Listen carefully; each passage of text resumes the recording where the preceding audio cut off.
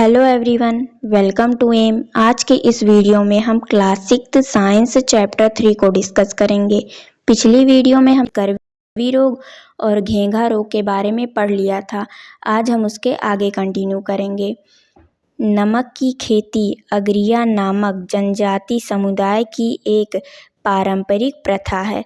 पारंपरिक प्रथा मतलब जो अगरिया जनजाति है वो बहुत पुराने समय से नमक की खेती करती चली आ रही है, पीढ़ी दर पीढ़ी। वे कच्छ के छोटे रण तथा गुजरात के अन्य भागों में नमक की खेती करते हैं। और वो लोग ये खेती कहाँ पे नमक की करते हैं? गुजरात के अन्य क्षेत्रों में और कच्छ के छोटे रण में, मतलब गुजरात में ही कच्छ के छोटा रण भी है।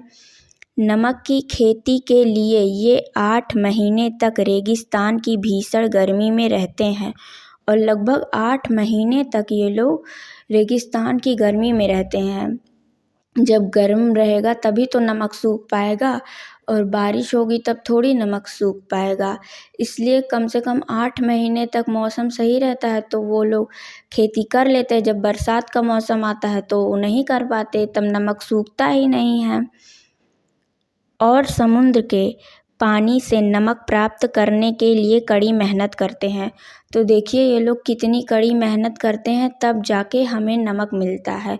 जो हमारे घर में नमक आता है वो इनकी मेहनत के कारण से ही आता है। इतनी आसानी से नहीं बनता है ये नमक। हमारे शरीर को विभिन्न रोगों से बचाने वाले अन्य खाद्य घटकों के बारे में और अधिक जानकारी आप कैसे प्राप्त करेंगे? तो हमने पिछली वीडियो में स्कर्वी रोग देखा था कि वो कैसे ठीक होगा, किस खाद्य पदार्थ को खाने से। तो हमने पढ़ा था विटामिन सी जिसमें मिलता है, जो खट्टे फल होते हैं।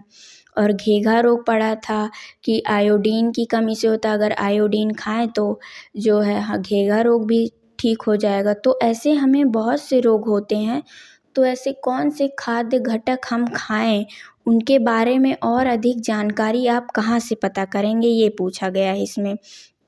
तो चलिए देखते हैं, एक एक्टिविटी है, उससे हमें पता चल जाएगा कि हम कहाँ से पता कर सकते हैं और भी अधिक जानकारी।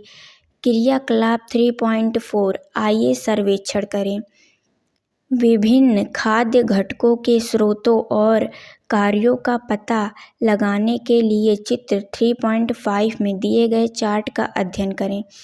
अब चित्र 3.5 में जो चार्ट दिया गया है उसे हम कल की वीडियो में डिस्कस करेंगे। विटामिन एवं खनिज के और अन्य स्रोतों का पता लगाइए, साथ ही इन खाद्य घटकों की कमी से होने वाले रोगों के लक्षणों को भी समझें। तो उसमें बहुत सी चीज़ें हम देखेंगे, किस विटामिन की कमी से, किस मिनरल की कमी से और भी किस अन्य खाद्य पदार्थ की कमी से हमें कौन से रोग होते हैं और क्या खाने से हमारे शरीर में कौन से रोग नहीं होंगे, ये सब हम डिस्कस करेंगे। अपने पड़ोस में जाइए और लोगों से बातचीत कीजिए तथा पता लगाइए कि क्या किसी व्यक्ति में चित्र में सूचीबद्ध लक्षण दिखाई देते हैं।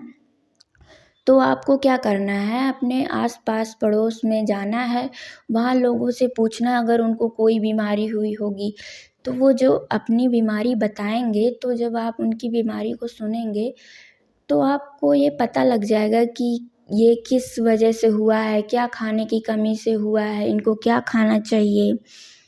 शिक्षक के मार्गदर्शन में विद्यार्थियों द्वारा इस प्रकार की एक जांच परियोजना की जा सकती है। आप अपने टीचर को भी साथ में ले जा सकते हैं।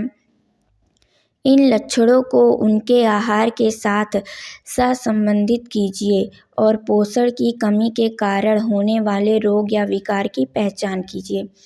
तो जब आप उनसे पूछेंगे, अगर मान लीजिए एग्जाम्पल के तौर पे किसी के मसूड़ों में सूजन है, खून आ रहा है, तो आपने तो पढ़ लिया है अब कि ये किस वजह से, किस चीज़ की कमी से होता है।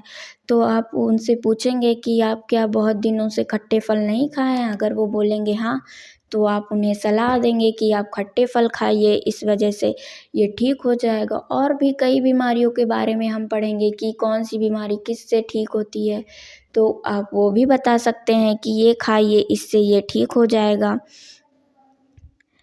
देखे गए लक्षणों के संभावित कारण और सुधार के लिए आहार में आवश्यक परिवर्तन के बारे में सुझाव दीजिए।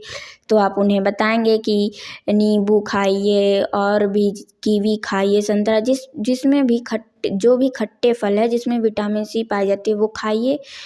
उन्हें चिकित्सक से परामर्श लेने के लिए कहिए। और अगर बीमारी अधिक है तो आप ये भी कह सकते हैं कि आप डॉक्टर को दिखाइए। तो मतलब ये कहा गया है इसमें कि जब आप चार्ट को पढ़ेंगे और अधिक बीमारियों के बारे में जानेंगे कि वो किस कमी से होता है और किस कमी को ठीक करने के लिए कौन सा खाद्य पदार्थ खाना चाहिए, तो आप लोगों को उनकी बीमारियों को सुनकर आप खुद बता सकते हैं कि उनको कौन सी बीमारी हुई है और उनको क्या खाने से ये बीमारी ठीक हो सकती है। तो आज की क्लास को हम यहीं पर एंड करते हैं। मिलते हैं अपने नेक्स्ट वीडियो में एक नए टॉपिक के साथ।